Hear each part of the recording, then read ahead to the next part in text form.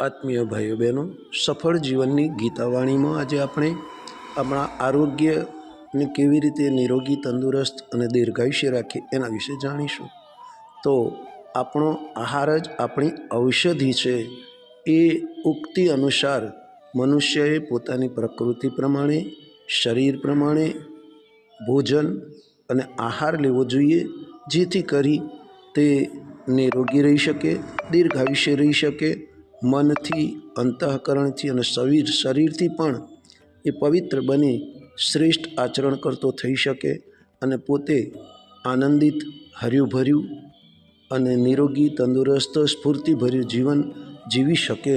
તો આ જીવન મંત્ર આપણે અપનાવવા જેવો છે. તો આવો આજે જ નક્કી કરીએ કે આપણે આપણા આહાર પર કાળજી રાખીએ અને પૌષ્ટિક આહાર લઈએ, બલવર્ધક આહાર લઈએ, બુદ્ધિવર્ધક આહાર લઈએ